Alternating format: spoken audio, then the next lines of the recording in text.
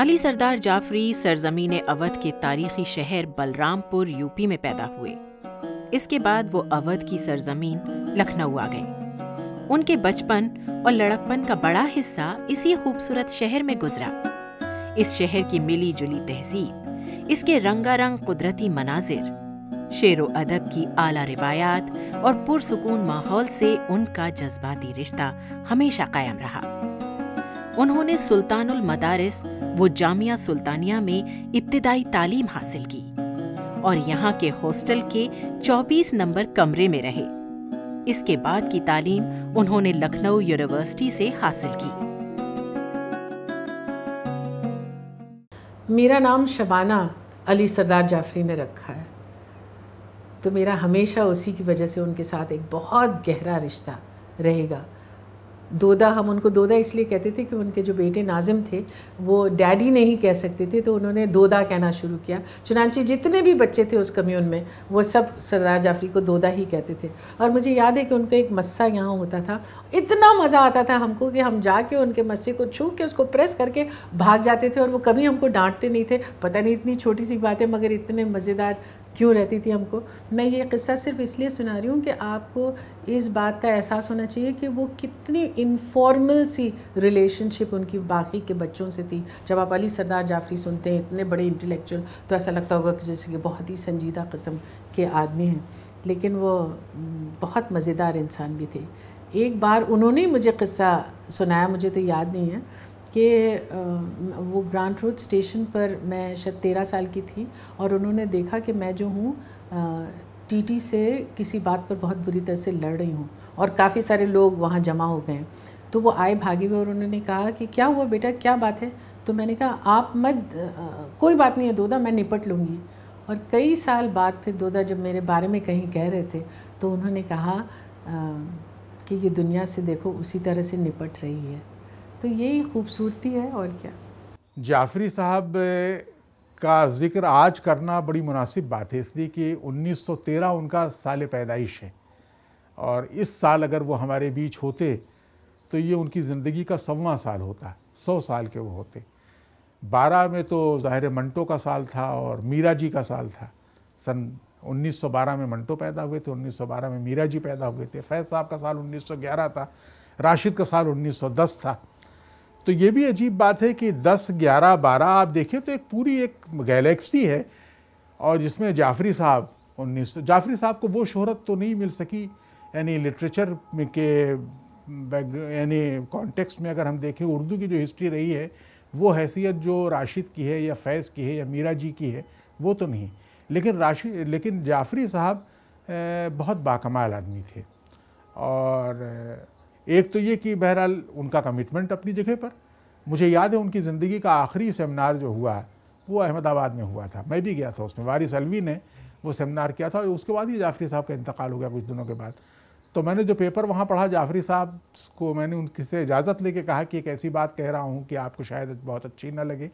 मैंने उसमें ये कहा था कि जाफरी साहब, आपकी बातों से हमने इख्तिलाफ़ करना भी बहुत सीखा और ज़ाहिर है कि बहुत सी चीज़ें ऐसी जिन्हें हम एक्सेप्ट नहीं करते। आपकी राय जो है प्रोग्रेसिव राइटर्स के टोले से बाहर के लिखने वालों के बारे में, मंटो के बारे में, मीरा जी के बारे में, राशिद के बारे में, ख़ुद फैज़ की तनकीद जिस तरह जाफरी साहब ने की थी कि जहाँ लिखते हैं कि फैज़ की वो नज़्म है ना, आज़ादी पर मशहूर नज़्म की, अभी गरानी शब में कमी नहीं आई, निजात दीदो दिल की घड़ी नहीं आई, चले चलो कि वो मंजिल अभी नहीं आई। तो जाफरी साहब ने कहा कि भाई वो मंजिल से मुराद कौन सी मंजिल है, यानी वो मंजिल जो हिंदू महासभा वाले जिस मंजिल की तलाश कर रहे थे, मुस्लिम लीग वाले जिस मंजिल की तलाश कर रहे थे, या ये कि कौन सा। तो कहने लगे कि भाई ये फैज़ को अपना स्टैंड साफ़ करना चाहिए। मेरा कहना यह था कि शायरी में चीज़ें इस तरह नहीं बयान की जाती जैसे आप अखबार में कोई बयान दे रहे हों। तो मैंने उसमें आखिरी जुमला यही उस मज़मून में लिखा था कि साहब, ज़िंदगी सिर्फ हम ख्याल लोगों के साथ नहीं गुजारी जा सकती। अगर एक ही तरह सोचने वाले बैठे हों जो एक दूसरे की बात पर गर्दन निरा रहे हो तो क्या लुत्फ़ क्या है बातचीत का भी। तो जाफरी साहब बहुत हंसे थे उस बात पर और बहरहाल बड़ा उनसे एक मुझे ज़ाती ताल्लुक़ बहुत था। देखिए, मुझे उनके घर पर भी देखने का बहुत बार इत्तेफाक हुआ बॉम्बे में। सुल्ताना आपा को, जाफरी साहब को, उनकी बहनें भी उनके साथ रहा करती थी जाफरी साहब की। एक फैमिली का आदमी, इसके बावजूद कि आइडियोलॉजी में इतना ज़बरदस्त यकीन था, अपनी ज़िंदगी उन्होंने मूवमेंट के लिए लगा दी, बाहर काम करते रहे। फिर उनका मामला तो ये भी था कि वो कुआं खोदते थे और पानी पीते थे, उनका कोई मुस्तकिल ज़रिया नहीं था, मुस्तकिल नौकरी नहीं की। सुल्ताना आपा नौकरी करती रही लेकिन बहुत दिनों तक। लेकिन जाफरी साहब को तो बहरहाल यही था कि वो अपने लिए खुद ज़राए तलाश करते। लेकिन ग्रेस बला की थी उनमें ज़िंदगी में। मुझे याद है कि यहाँ JNU में एक आध बार लड़कों ने उनको बुलाया तो टैक्सी किराया तक लेने के लिए वो तैयार नहीं होते थे कभी, और यहाँ भी आते थे कभी। तो उनमें किसी किस्म का एक अजब दरवेशी उनके अंदर थी।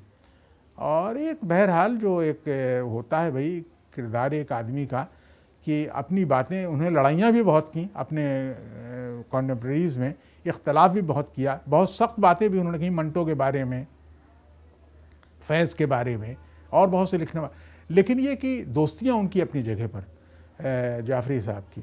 और मेरा ख्याल ये है कि जाफरी साहब के लिटरेचर का जब कभी जायज़ा लिया जाएगा तो फैज़ साहब ने और राशिद ने और मीरा जी ने जो नए रुझानात शुरू किए थे अदब में, उनकी परछाई एक तरीके से आ गई जाफरी साहब की शायरी पर। और ज़ाहिर है कि वो जाफरी साहब की शायरी ज़रा सा पीछे चली गई ऐसा लगता है। लेकिन मेरे ख्याल में एक तो तवील नज़्म, लॉन्ग पोएम्स जो जाफरी साहब ने कही, एशिया जाग उठा, और बहुत सी नज़में उनकी, जमहूर है और बहुत सी नज़में उनकी हैं, तो वो गैर मामूली। और फिर सबसे बड़ी बात यह है कि जाफरी साहब इन तमाम शायरों में इस लिहाज से वो सबसे मुख्तलिफ हैं कि उन्होंने नसर में भी बहुत अच्छा कहा, प्रोज़ में। पैगम्बरान सुखन के नाम से उनकी जो किताब छपी है उसमें कबीर दास पर उनका जो, कबीर बानी पर जो उनका मुकदमा है, या मीर का जो इंतखाब उन्होंने किया था जो यहाँ से छपा है, राजकमल वालों से छपा था, या वाणी वालों ने किसी ने छापा है वो, या इसी तरीके से उन्होंने दीवान गालिब का जो हिंदी एडिशन छापा था। और तो जाफरी साहब बड़ी सलाहियतों के आदमी थे। उर्दू शायरी में एक फॉर्म है डिस्क्रिप्टिव पोइट्री का जिसे मसनवी कहते हैं। उसमें या तो कोई कहानी बयान की जाती है और या कोई फ़लसफ़ा बयान किया जाता है। ये नज़्म जिसका उन्वान है जमहूर, जमहूर के मानिए जनता, अवाम, पीपल, ये हिंदुस्तान के बारे में है और मैंने सन 1942 में कही थी। ये हिंदुस्तान रश्क खुल्दे बरी, उगलती है सोना वतन की ज़मीं, कहीं कोयले और लोहे की कान, कहीं सुर्ख पत्थर की ऊंची चट्टान, कहीं संग मरमर की शफ़ाफ सिल, फिसलता है जिसकी सफाई पे दिल, गुलो लालो यासमन के अया, महकते हुए आम के सब्ज़ बाग, हरे और भरे जंगलों की बहार, झलाझल चमकते हुए रेगज़ार, ये सूरज की किरणें, ये सूरज की रंगीन किरणों का जाल, देखना पड़ा, ये सूरज की रंगीन किरणों का जाल कि जिस तरह फितरत ने खोले हों बाल, उफ़ुक़ से उबलता हुआ रंग व नूर, फ़ज़ाओं में परवास करते तुयूर, कोहिस्तान के ये सुनहरे उक़ाब, ईगल्स, कोहिस्तान के ये सुनहरे उक़ाब, हवाओं में उड़ते हुए आफ़ताब, कमल झील में मुस्कुराते हुए, चरागां का मंज़र दिखाते हुए, ये फूलों से गुल पैरहन शाखसार, ये फूलों से गुल पैरहन शाखसार, ग़ज़ालों से मामूर ये मरग़ज़ार, तड़पती मचलती हुई बिजलियाँ, समंदर में मिलती हुई नदियाँ, ये नीलम और अलमास के मरग़ज़ार, ये चांदी के पिघले हुए आबशार, ये मखमल में लिपटी हुई वादियाँ, हिमालय की गुलपोश शहज़ादियाँ, ये गंगा का आंचल, ये जमुना की रेत, ये धान और गेहूँ के शादाब खेत, मगर ये ख़ज़ाने हमारे नहीं और तुम्हारे नहीं। इसके आगे फिर नज़्म है उस ज़माने के पूरे हालात पर, क्योंकि ब्रिटिश इम्पीरियलिज़म के ख़िलाफ़ जो लड़ाई हो रही थी उससे मुताल्लिक़ ये नज़्म है। वो बड़े शायर थे। उनका अदबी सरमाया नाकाबिले फरामोश है। शायद इसीलिए उनकी नसरी और शेरी खिदमात के एतराफ़ में लिखने वालों ने कई उम्दा और मयारी किताबें लिखीं और उन्हें मंजर आम पर लाया गया, और उन पर मुख्तलिफ यूनिवर्सिटियों में तहकीकी काम भी होते रहे हैं। उनकी नज़्म व नस्र पर बेशुमार किताबें हैं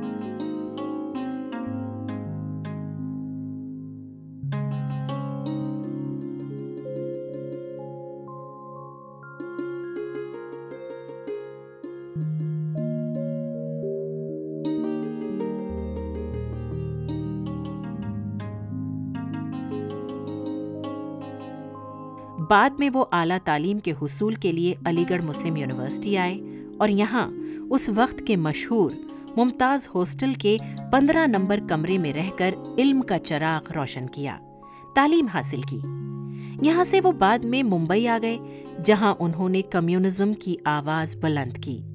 दरअसल उनकी फिक्री तवानाई की बुनियाद मार्क्सिज्म पे थी।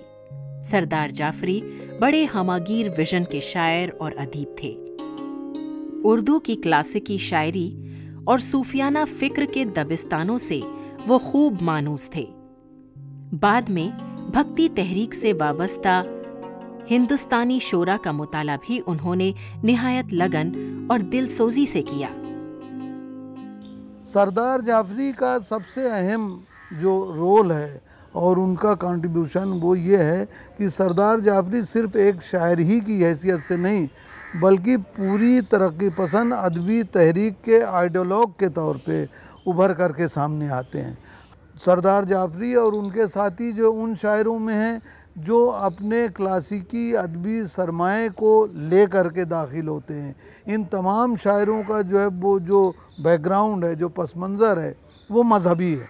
और यहाँ तक कि जो डायरेक्ट उनकी शायरी है उसमें भी जो शेरी महासिन हैं, जो कैफ हमें महसूस होता है, जो तगज़ुल का एहसास होता है उन नज़मों में भी, उसकी भी बेहतरीन अक्कासी सरदार जाफरी की ऐसी नज़में जो मेहनत का शवाम के मसाइल पर लिखी है, उनसे भी इस बात का एहसास होता है। मिसाल के तौर पे उनकी बड़ी मशहूर नज़म है निवाला।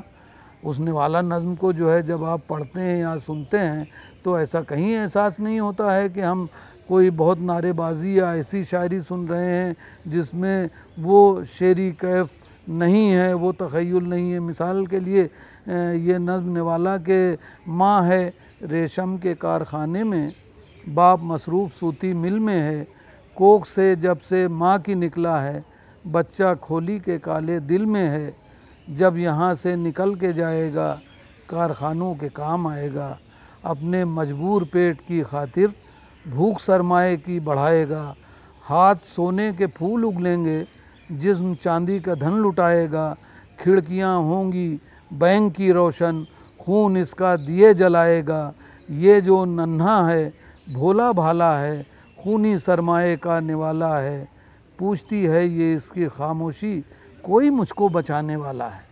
अब आप ये अशार, ये नज़में सुनिए, सामने रखिए और फिर सरदार जाफरी की तख्लीकी सलाहियत का अंदाज़ा कीजिए और उन लोगों की तनकीद के बारे में आप सोचिए जो बेबुनियाद इल्ज़ाम जो है कि उन शेरी रवायात का पास और लिहाज सरदार जाफरी के लिए नहीं, ये सारी चीज़ें किस तरह से गलत साबित होती हैं।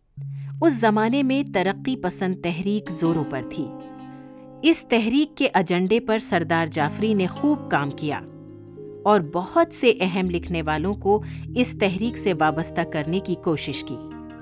नतीजा ये निकला कि देखते ही देखते उनकी कोशिशों से तरक्की पसंद तहरीक से बहुत सारे मोतबर और मुस्तनद अदीब व शायर हमेशा के लिए वाबस्ता हो गए और इस तहरीक के ज़ेरे असर अपनी समाजी जिम्मेदारियों के तईं संजीदा रहे।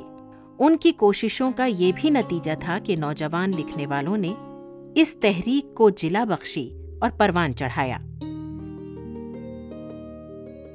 ये नज़्म कश्मीर पर है जो मैंने सन 1953 में कश्मीर में रह के कही थी। इत्तेफाक से वहाँ मुझे 5-6 महीने रहने का मौका मिला, तो इसमें कश्मीर का हुस्न भी है और कश्मीर की गुर्बत और इफलास और बदहाली भी है। ऐ सरज़मीने काश्मर शायर की फिरदौसे नज़र, जन्नत की तस्वीरें हंसी आबाद रूए खाक पर, हर शाख शाखे गुल है यहाँ, हर शाखे गुल शाखे समर, ऐ सरज़मीने काश्मर। सोना उगलती है ज़मीं, चांदी लुटाती है फ़ज़ा, पीकर शराबे लाला गूं वादी में आती है हवा, गोया शराबे अरगवा के जाम हैं गुलहाए तर, ऐ सरज़मीने काश्मर। यहाँ ज़र्रे ज़र्रे के लिए फितरत की दौलत आम है, हर संग को इनाम है, हर खिश्त को इकराम है, इंसान की किस्मत में मगर दर्द दिलो दागे जिगर ऐ सरजमीने काश्मर।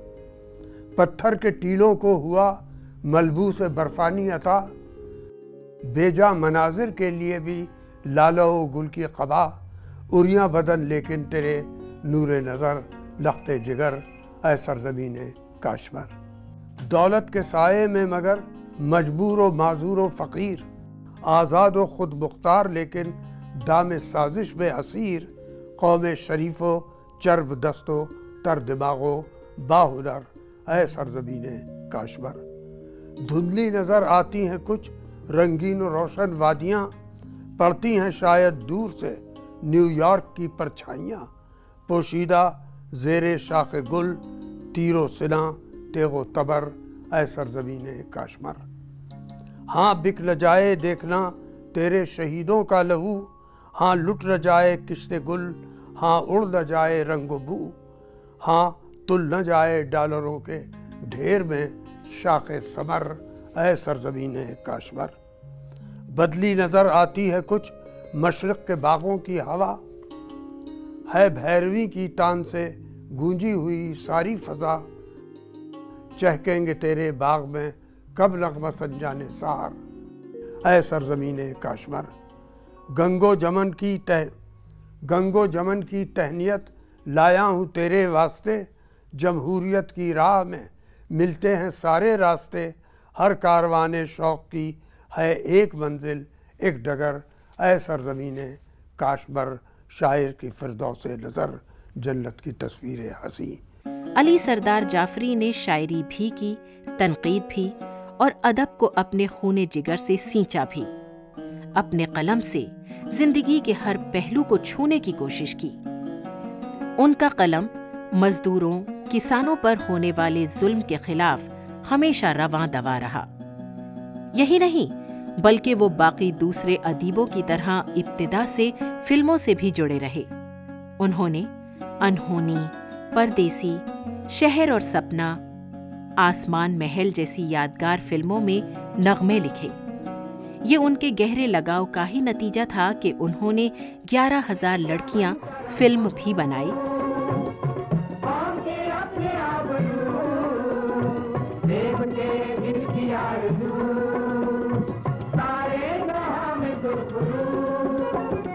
अपने घरों की रानियां, अपने वतन की पासबां, 11,000 लड़कियां।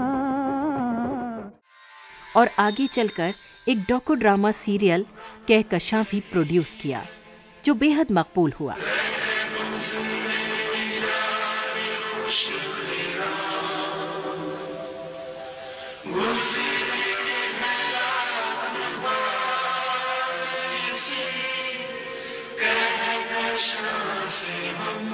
मेरा सफ़र जैसे उन्होंने पढ़ा, जैसे कि मैं ऐसे हो गई, और वो इतना मुझे अच्छा लगा कि वो गूंजता रहा कानों में, गूंजता रहा। मुझे याद है कि जब अर्ली 90s में हमने किया था कामानी में, और सबों को बहुत पसंद आया, बहुत ही सबके दिलों को छुआ, और जो हम लोग को स्टैंडिंग ओवेशन मिला।